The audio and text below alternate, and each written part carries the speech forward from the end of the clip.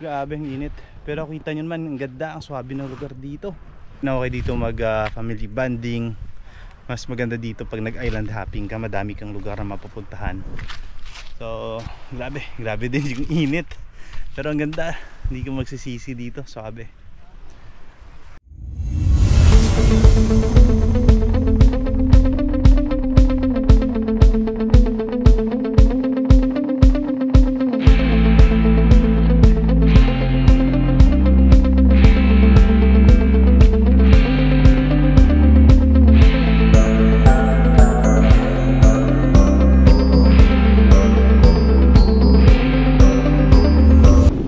Yo, magandang araw mga kaibigan. Nandito naman tayo ulit sa panibagong video, panibagong vlog.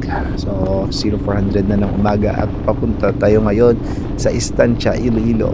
Doon tayo magkikita-kita ng mga barkada natin at doon tayo sasakay ng pump boat papunta sa Carles.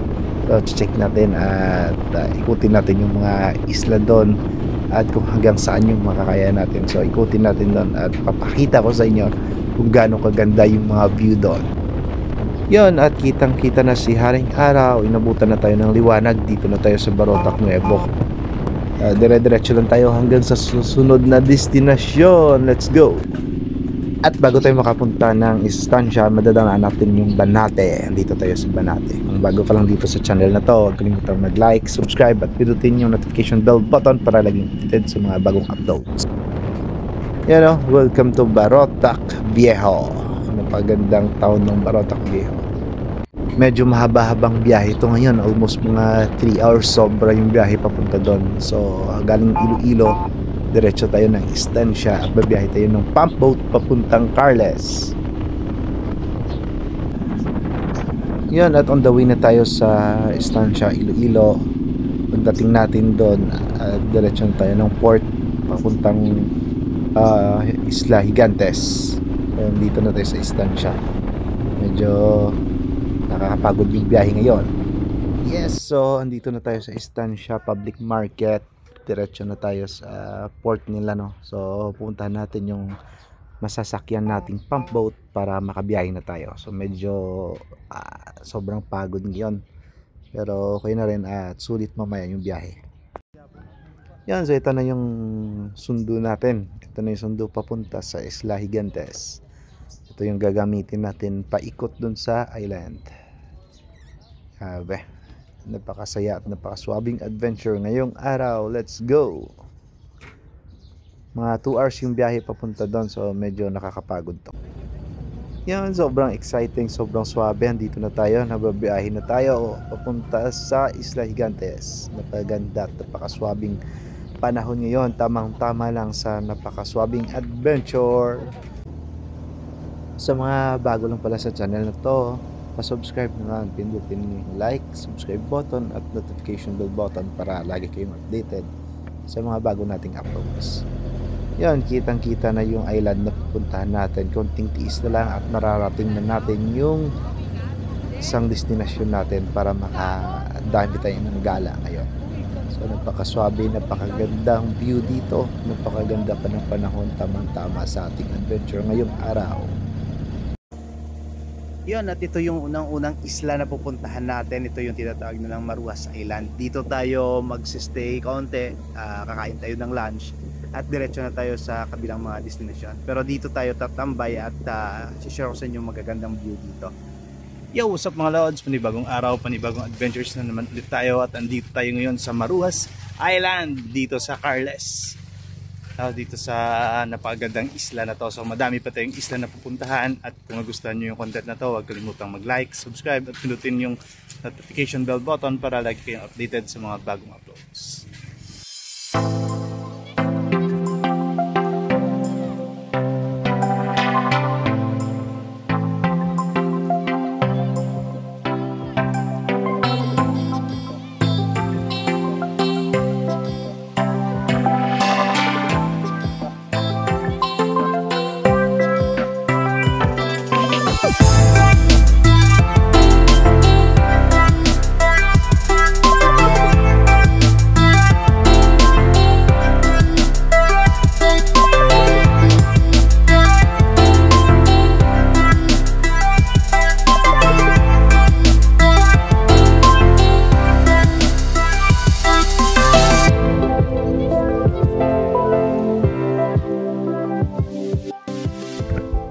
So andito tayo sa Maruha Flores Island Paradise. Akyat tayo sa taas. Titingnan natin yung magandang view doon.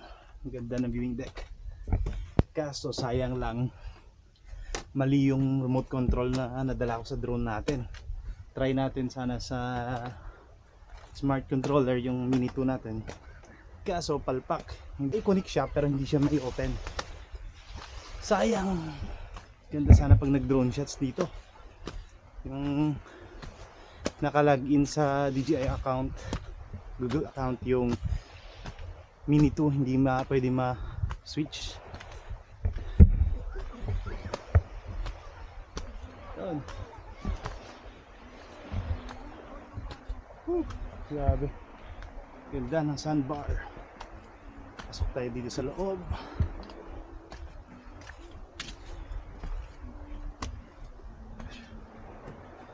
Oh, grabe. Putin na naka Insta 360 tayo.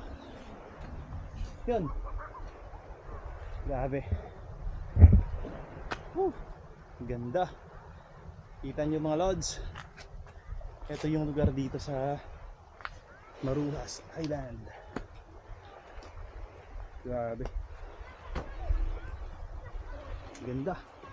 At madami pa tayong area na pupuntahan. So nakita nyo ganito kaganda yung lugar dito. Ang swabe. Ganda. Buka lang dito sa channel na to.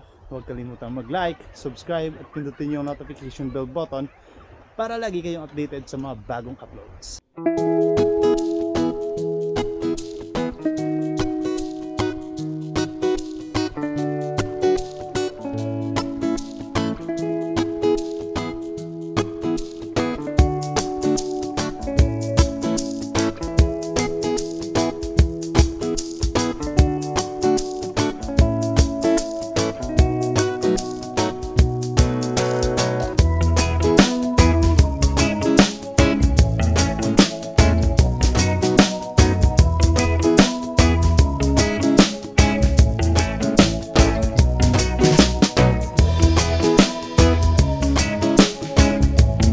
Baba naman tayo. Grabe no. Sa social media ko lang ito nakikita pero ngayon dito na ako. Grabe. Ganda. Talagang nakaka-amaze yung lugar no. Sobrang swabe. Next destination. Let's go. At ngayon nandito tayo sa sandbar nila, isa sa mga sikat na destination din dito, isa din sa mga pinupuntahan ng mga tourist spot. Pakita ko sa inyo at ikutin natin yung sandbar na to at tayo na mag-enjoy kayo. At syempre huwag nyo kalimutang pindutin yung like, subscribe at notification bell button para lagi kayong updated sa mga bagong uploads.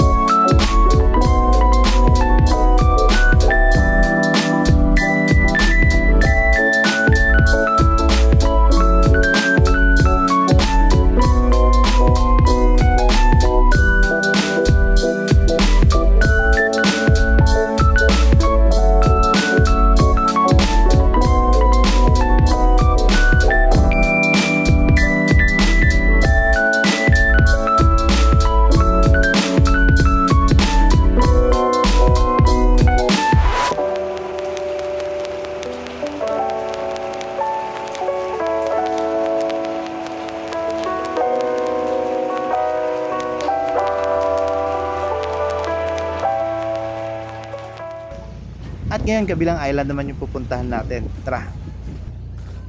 Antonia Island Resort. May banana boat ride dito at napagandang rock formation dun sa gilid. Yan nakita nyo. Tapos ang ganda, white sand. Pakaputi ng buhangin. Dahil ganda ng rock formation dun. Oh. Suabe. Konting ikot dito sa area para makita nyo kung gaano kaganda. Maliit na isla lang pero napakaganda, napakaswabe. Kitang-kita naman ang ganda ng rock formation din doon. sa kabila at mga bato-bato doon. So tingnan natin yung tubig dagat. Ganda, may mabato pero ang ganda ng view. Kita mo naman, ganda ng view at makita mo yung napakalawak na tubig, napakalawak na dagat doon. Yung ganda, makita mo may mga seaweeds, yun o, swabe, ganda ng isla, ganda. Siguro kung hindi binagyo to, mas maganda pa kalalim yung lugar. Kaso nung binagyo, medyo umiba yung forma. Tara, puntahan natin yung rock formation dito. Meron din silang tindahan. Environmental fee sila na ayan, 50 pesos per head. Mga doon 50 pesos per head. At meron silang overnight dito. Pwede kong mag-overnight. Kung may tent ka, mag-overnight ka dito, tag 50 per head.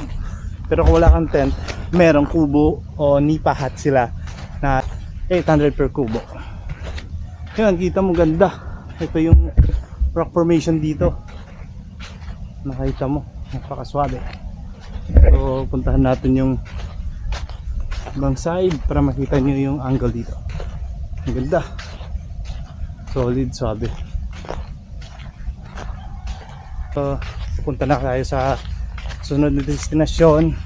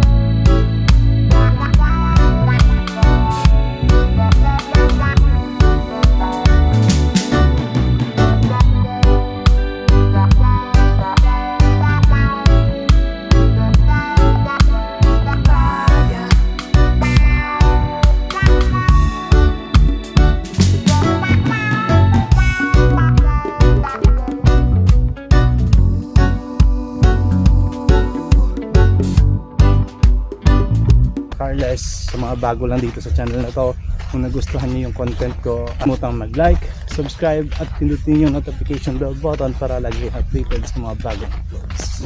Yun, sobrang swabe, sobrang enjoy, sobrang ganda ng adventure natin sa Carles at talagang nag-enjoy tayo doon. So pwede niyo ako i-follow sa TikTok, Instagram, YouTube at Facebook para makita niyo mga updates sa mga post natin. Paano ba mga Lord, salamat sa suporta, hanggang sa muling pagkikita. Ciao!